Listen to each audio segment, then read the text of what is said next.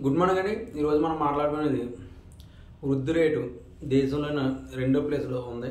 అది ఆర్థికంగా, నెక్స్ట్ నాయకత్వ లక్షణం, నెక్స్ట్ ఆర్థిక వ్యవస్థ గురించి, నెక్స్ట్ రిజిస్ట్రేషన్స్, ఇవన్నీ కూడా లెక్కల్లో తీసుకుని MOSPI అనే సంస్థ కేంద్ర అనుగుణాలు ఫాలో అయ్యి ఇచ్చే రిపోర్ట్ ఇది. మొట్టమొదట తమిళనాడు పక్కా వ్యతిరేక కేంద్రానికి అయినా సరే తమిళనాడుకి బాగా డెవలప్ చేసే ఉద్దేశం ఉంది స్టాలిన్ గారికి.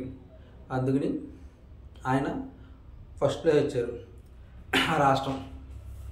తర్వాత ఏపీ, తమిళనాడు 9.69%, ఏపీ 8.21, అలాగే పాండిచ్చేరి 7.96, అలాగే అస్సాం 7.94, అలాగే రాజస్థాన్ 7.84, అలాగే హర్యానా 7.55, ఛత్తీస్గఢ్ 7.51, కర్ణాటక 7.37, మహారాష్ట్ర 7.27, అలాగే ఒరిస్సా 7.23, అలాగే జమ్మూ కాశ్మీర్ 7.06, పశ్చిమ బెంగాల్ 6.80, అలాగే తెలంగాణ 6.79, అలాగే హిమాచల్ ప్రదేశ్ 6.72, అలాగే ఉత్తరాఖండ్ 6.61, మధ్యప్రదేశ్ 6.05, పంజాబ్ 6.95, మేఘాలయ 8.54.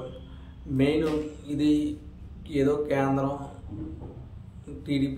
టీడీపీ జనసేన పొత్తు కేంద్రంతో ఉందని కాదు. ఇలా అవుతే స్టాలిన్ గారికి ఇవ్వకూడదు. తమిళనాడు పక్కా వ్యతిరేకి సెంట్రల్ గవర్నమెంట్.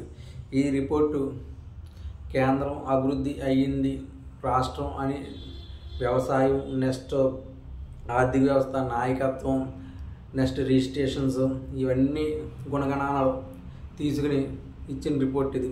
అలాగే లాస్ట్ ఇయర్ ఏపీ 6 పాయింట్ చేంజ్లో ఉంది, అంతకుముందు కూడా అంతా ఉంది.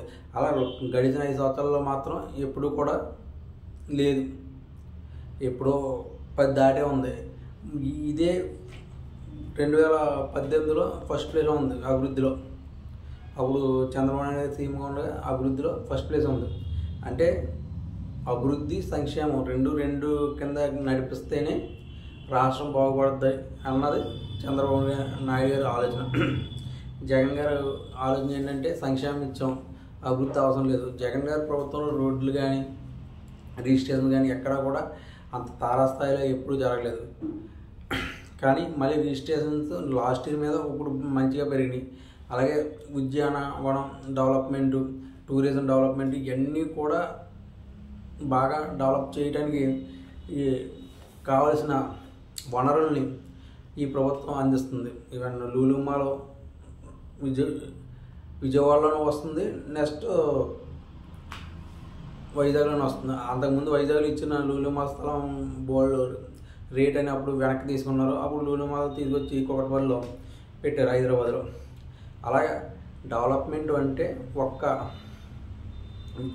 సంక్షేమం ఇస్తేనే అవ్వదు. సంక్షేమం, అభివృద్ధి, ఈ రెండు ఉంటేనే రాష్ట్రం డెవలప్మెంట్ అవుతుంది.